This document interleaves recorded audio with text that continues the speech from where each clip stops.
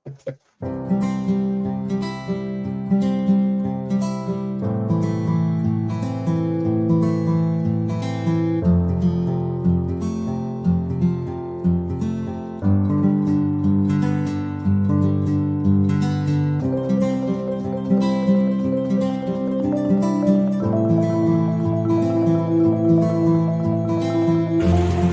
काम କରୁଛନ୍ତି ନାଇଁ ଆମ ଓଡ଼ିଆ ଭାଷାରେ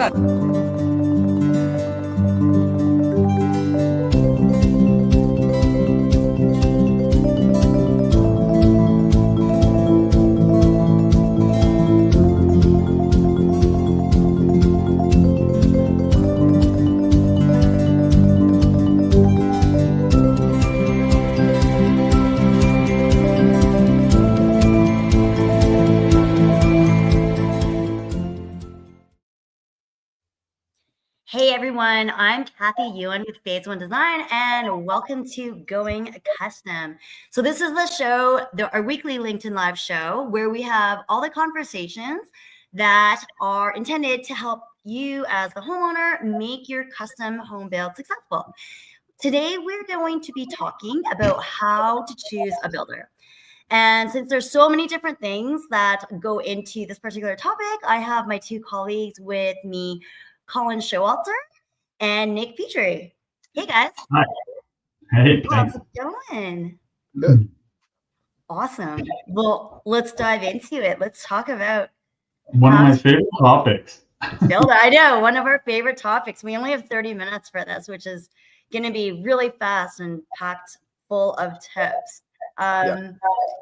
Yeah, so I guess maybe if I may kind of start the conversation with, I think it's fair to say that as a design firm, tons of clients come to us asking for lots of different advice, but one of them is always how to choose a builder, or very often it is. And even if you don't ask us that question, you're always asking yourself that in the background, right? Like how to choose a builder.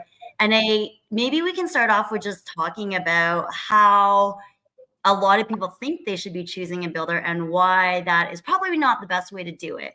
So, we talk to a lot of different homeowners, and often a homeowner will say to us, okay, well, can you just finish doing a set of plans? And then I'm going to take my plans and then I'm going to go shop it to 3 different home builders.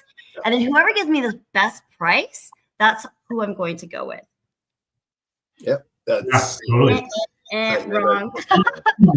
For anyone who saw our video last week, we sort of talked about how it was really important to budget, your project right from the start, because design's going to drive that budget, right? But so I think that's one of the things you were talking about, or you're alluding to, Kathy, is that everyone thinks it's cost, right? It's going to be the lowest cost builder or whatever. Well, what we talked about last week is that you're building a custom home, is that nobody knows that cost with 100% certainty until the end. So a builder that's giving you a real cost, that gives me some concerns right off the bat. So that's why price shopping a custom home specifically is just, that's not a good approach. Yeah. There's going to be too many things that you're ending up revising and working out. And there may be ways to get that cost to what you're looking for. But if you're going with the lowest up front, rather than actually taking a look at all the things that are offered, like how comfortable are you with that builder? Like how knowledgeable are they? What is their process? Are they using a software that you can actually check and see all the updates, or how are they going to communicate with you?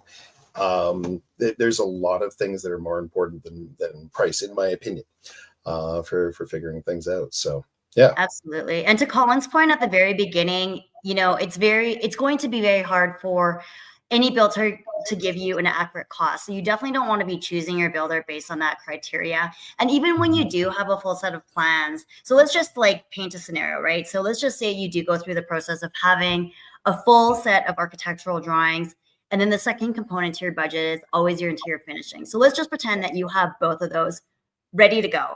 And let's just pretend we follow, the wrong way of choosing a builder, in our opinion, where you take that package and you shop it out to 3 different builders.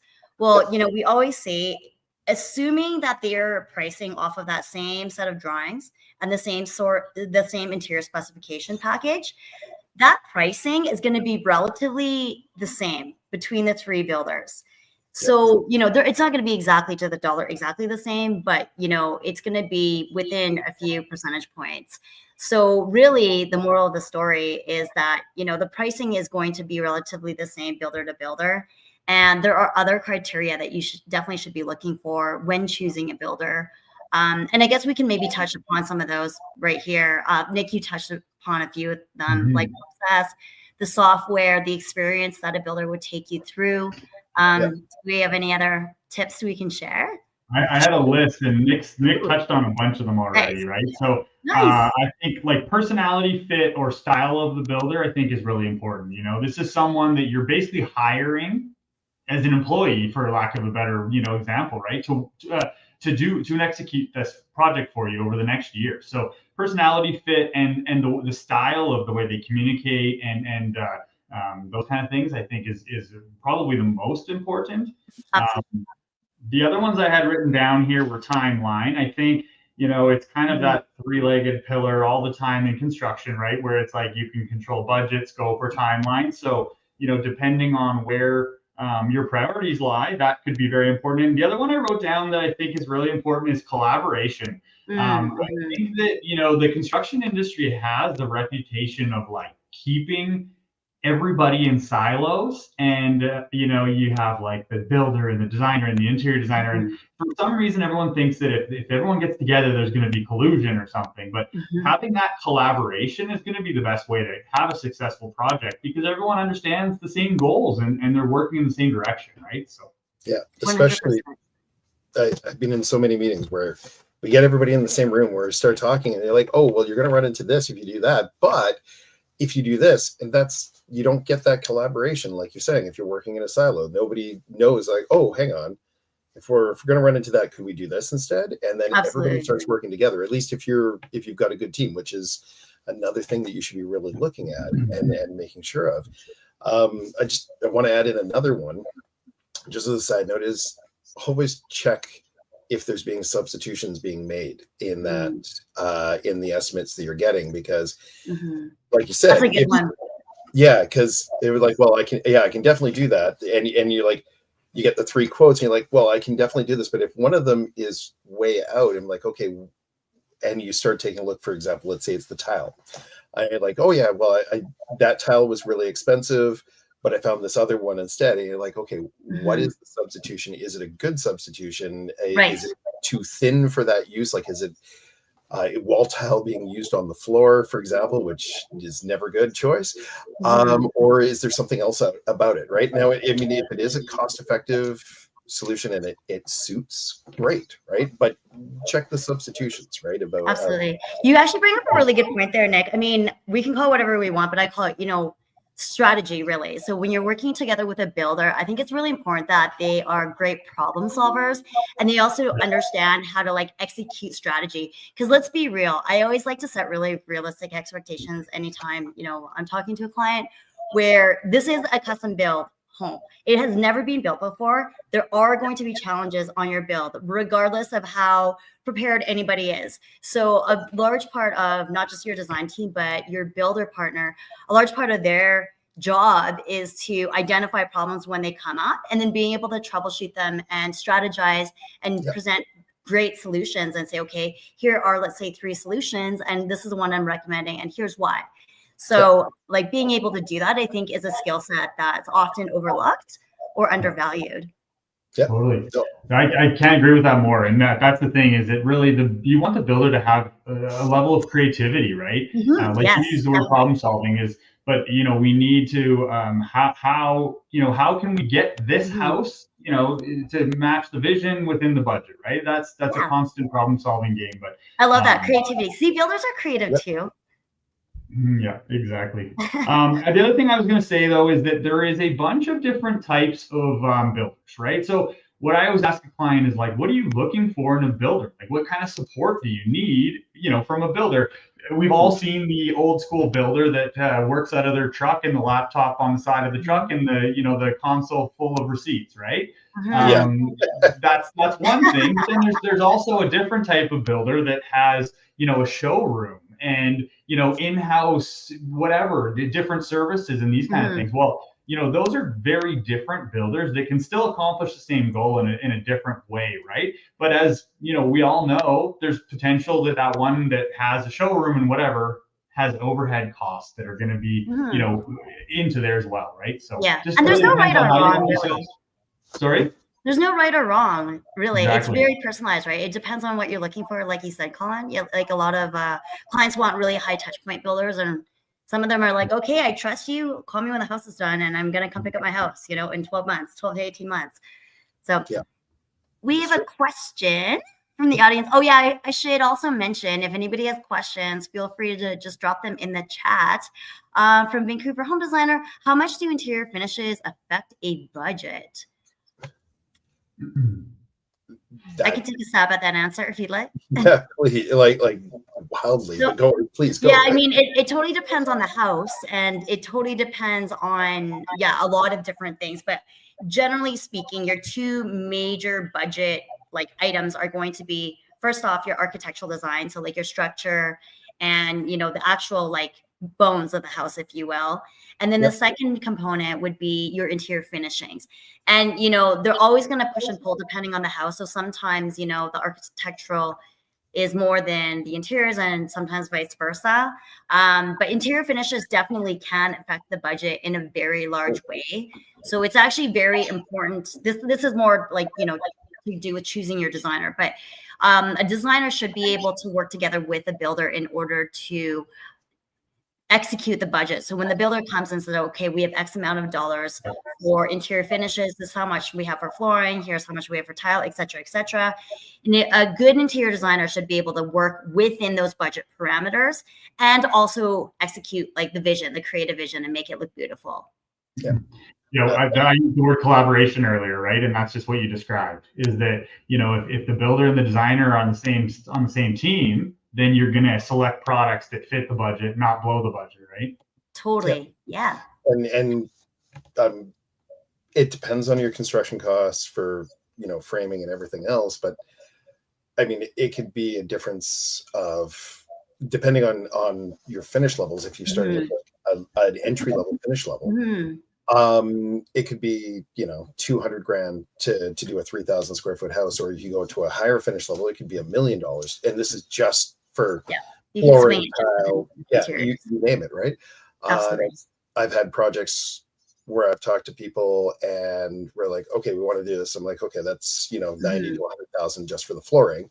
And they're like, sorry, 90 to 100,000. I'm like, well, you're looking at real hardwood, install everything easily. 90 to 100,000, or we can change out for other things, and all of a sudden we're down to 30 or 40,000, right? And it's there's ways to manage it, right? But I think what you said there, Nick, too, is it really it moves the needle for sure. Like the interiors effect, they move the needle, but it's not like you're replacing an $80,000 or $90,000 hardwood and it's just pulling that out of the budget, right? Best case scenario is still spending 50 in there, right? So it moves the needle, but it's not replacing costs, right? 100%. I would also say, just in the interest of sticking with how to choose a builder, that would be a really good question to ask builder, or, if you're talking to multiple builders. I always say, it's almost kind of like an interview process. You can make a list of questions. That would be a really great question to ask, besides how much does my house cost? As we're talking, that's not the best question to ask. A better question to ask would be, how do you establish the budget for the home? And then once that budget is established, how do you make sure that that budget is kept on track and executed, not just at the beginning of the project when they give you the budget, but also all the way through construction? And even as unknowns come up and things like that. So that's a really great question to ask and add to your list of builder questions. Yeah, it kind of goes full circle back to the builder, right? Because understanding the budget's going to be huge. And I mean, understanding, I think, where you're at in the budget is something that I think is a skill for builders as well, right? Because if you're, if you have a $2 million budget and you're only 20% done and you've spent $1 million, the builders kind of got to understand where there are, in completion percentage and stuff too. So I think it all kind of goes in hand with that builder collaboration, right? I think, Colin, you have quite a big list there of questions. I think we could probably, if anybody wants access to that list, just drop us a direct PM, private message, and then we're happy to share that just to help everybody find a builder.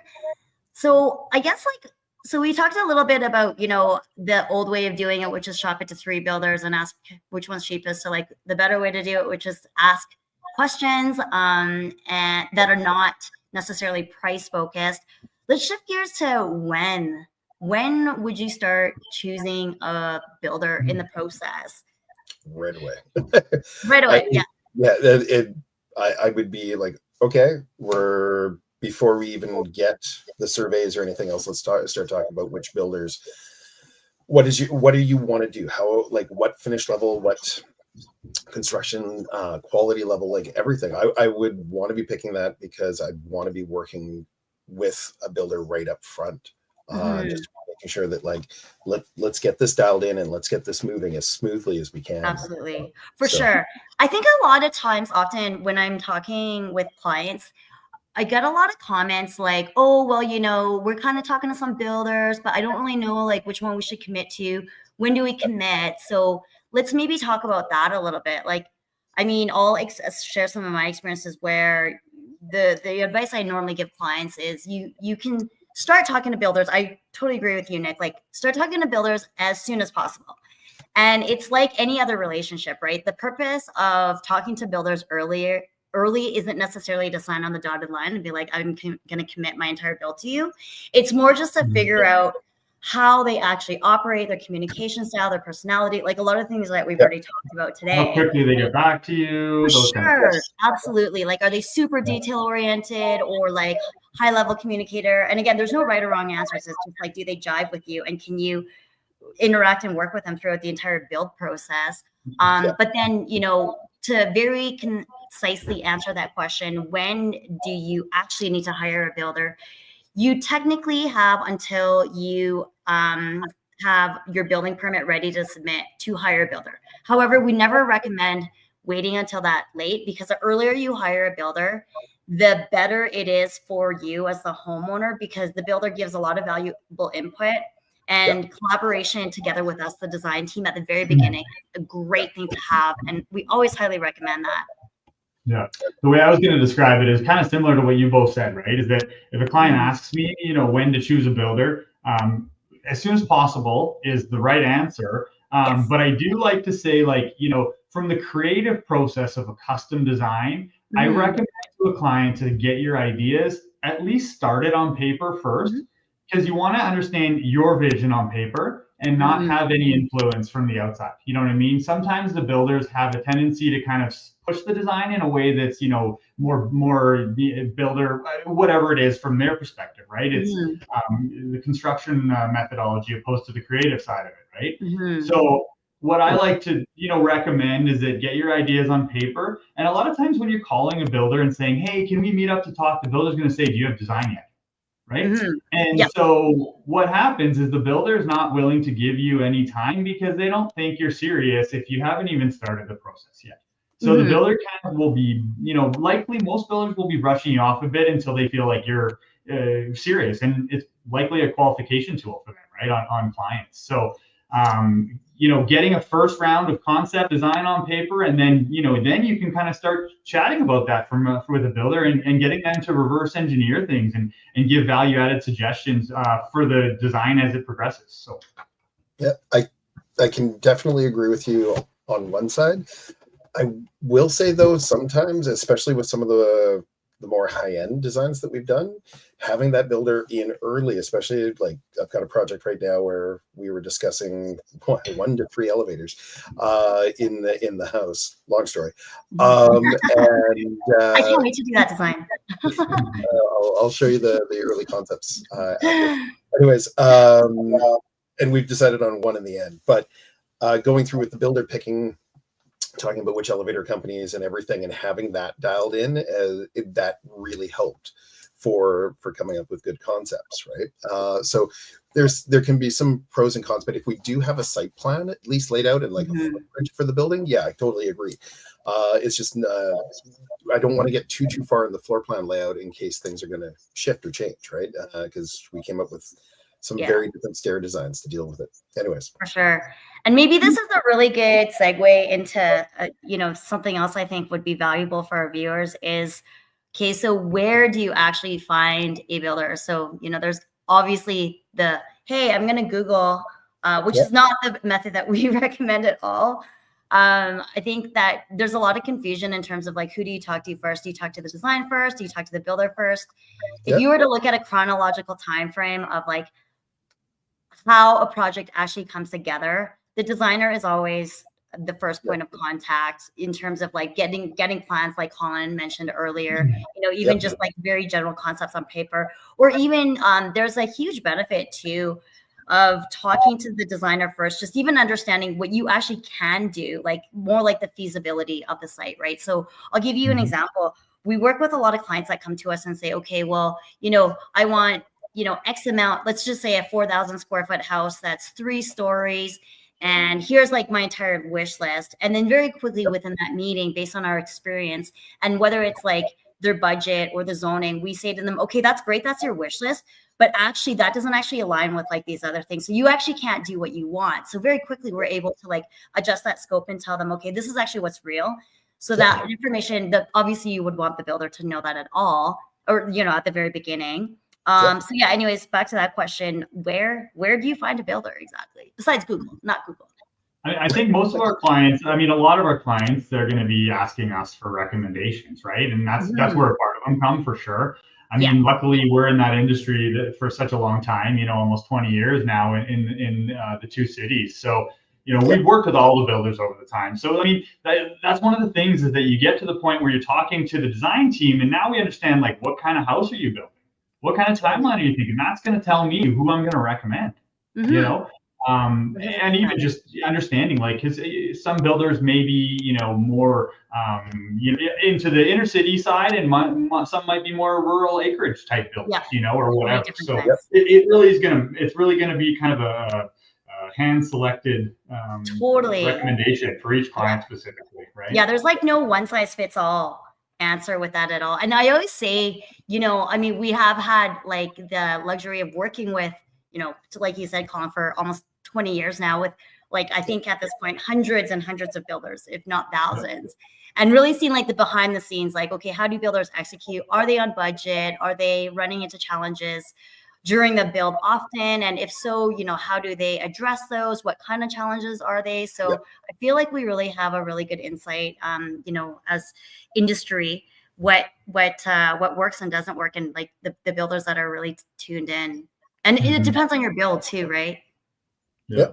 I would guess that most people find their builder by getting referrals from their friends that have done something similar. And, likely that's going to be a pretty good path for personality fit, right? Because your friends are going to know you and your friends are going to know the builder. I would imagine that's a fairly good place to start as well. But that's kind of what we're hoping to offer, also where you get to know our client and then you can kind of hand select a builder that's going to be appropriate for them. So. Yeah, it depends on. Oh, sorry for a second there. Something was popping up. Go ahead, Nick. Sorry. We'll grab that. We have a question, but go ahead. So, finish your thought. The other thing is just to take, just a side note, is to take a look at, like, you can go on Google and find builders that way, but what are you looking for? Are you looking for an award-winning builder, and what did they win awards for? Taking a look at that. Taking a look if they're a member of a professional association, because there's usually vetting to get into a professional association. So that can take. You can also take a look at the Better Business Bureau and a few other things, right? And just do some research. Just directory in Vancouver, the Hayvan directory is great. Like for those of you who are not familiar with Hayvan, it's a home builders association. Home builders. Vancouver, thank you. Like HAVN. So just Google it. They have a very extensive builder directory there as well. Yeah, 500 or 600 builders on, and they're all vetted and so forth, and that gives you some assurity, right? And then you can also take a look through and see what they do, because Haven actually breaks down like the different things. Great directory that way. So yeah. Or you can just PM us as well. Oh, sorry. Go ahead. Go ahead. I was going to take a stab at Tim's question, but I'll let you finish first. Oh, yeah. No, it's okay. We have a question. I'll just read it out. We have a question. Will a builder want to change the design due to feasibility? Great question. Yeah, it's a great question. I think we kind of touched on this in 2 different ways earlier. I hope they do. To be honest, is kind of the way I would answer that. I hope they do. Yep. Yeah. The builder is going to come in there, and I use the word value added or value engineer. Is that I mean, there's that's what we want, is that collaboration from the builder, where the 100%. builder's coming in and saying, hey guys, if we made this wall 6 inches in, that's going to allow us to use stock floor trusses opposed to having to custom order them. You know what I mean? Like, that could be huge. It could be a timeline saver, a cost saver anyway. So my answer would be, I hope so. Yeah, that's actually a really great answer. Yes. Yeah. Yeah. And I think it's one thing I will also say, and I think this is a good question, Colin, if you don't have it on your list, maybe add it to that list, is like a builder that doesn't really like have an ego. So it kind of goes back to what Nick was saying as well earlier with like being collaborative. I think that just goes across the table, your design team and your build team as well, because really at the end of the day, what your design team and your build team should be doing together is working for you, the homeowner. And that doesn't mean that, what that means to me is like, okay, just because you're the builder or the designer, you don't have to always be right? Like it's a collaborative process where, let's just say if we're, pretty much done a design and a builder does come into our boardroom and says, oh, by the way, actually, this isn't going to work because of blah, blah, blah, let's say structure, because of the mechanical run that he needs or something like that. The answer should always be, okay, great, tell us more and let's work together to solve this together while it's still on paper, rather than when it's like out, already framed out, built, and then now we're trying to do revisions after everything's constructed, right? So that would be a perfect example of what you're describing there, Kathy, is in a previous life, I was working with an ICF, company basically, and clients would come to me that are building custom homes, and they'd say, "Hey, we really want to like incorporate, these new building technologies and innovative product and energy efficient products in our build." And then you'd be like, "Okay, so here's kind of pros and cons and whatever," and then you get a call back half the time where our builder won't use it. He just won't use it. Yeah. And you're like, well, he works for you. You know what I mean? So, I don't know what the right wording is, but like, the builder might be able to say, hey, like this is going to cost more, or here's the impact of this, but like he won't use it. It's probably not a very comfortable, creative, collaborative type person. Like it's a fine line. You want the builder to be like open-minded to like ideas, but then also, when it's like, okay, hey, like this is something that's actually not going to work. I'm not saying like that was the case with that system, but just to be like, no, I want to put my stamp on it or whatever. But yeah, that's really at the same time, like Colin was saying, like if there's a cheaper, better way to do something, if the room spans were dropped just a little bit different, or they going to floor trusses, if we need to run floor trusses because they want to run a mechanical run through it and be able, although we can do that a couple of different ways, but if it's a really big mechanical run, then we put in floor trusses or whatever, right? But if we have to change the design, why not? Absolutely. And come together. Yeah. And just and that's why you bring them in early, like you said. Exactly. Yeah. I was just about to say exactly that, right? Like the earlier the builders in that conversation, the better, right? I'd rather be doing that in preliminary design where it's cheap to change rather than already done all the engineering. And now it's a lot more expensive to change, right? We had design sign off.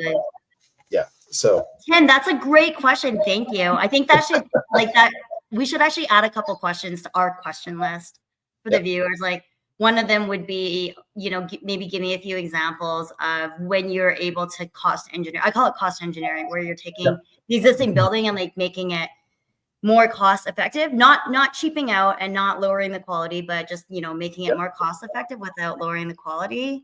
What was the other one? I had another one. Just, examples of like how they like to interact with design teams, like the type of input they like to give, something to do with like the collaboration and the collaborative nature. When it might just be a matter of checking references in some ways, right? As other clients that have worked with the builder before, maybe that's as simple as that. I think anytime I, buy almost or rent a builder, an Airbnb or hotel, you read the reviews on these places, right? So I think reviews are huge. How did other people enjoy that experience? For sure. Makes sense. All right. Oh my God, look, it's already 4:30. So time just always flies with these. Well, first of all, I want to thank you so much to all the viewers that joined us today and for all the questions. It's always like so interesting to read all the questions. This is a very, very short little live that we do. So if you have any other questions, I encourage you to reach out to any of the three of us on whatever platform you're viewing from. We always love hearing from our viewers and asking questions. And if you also have any topic suggestions that you're curious about, feel free to suggest those as well. We again love hearing from our audience. So thank you again for joining this amazing conversation. Thank you, Colin and Nick, for sharing so many golden nuggets. If you like the show, make sure to like and subscribe to Going Custom on whatever channel you're viewing from. Don't forget to invite your friends if you loved it. And we look forward to seeing you guys next week. Bye for now. Exactly.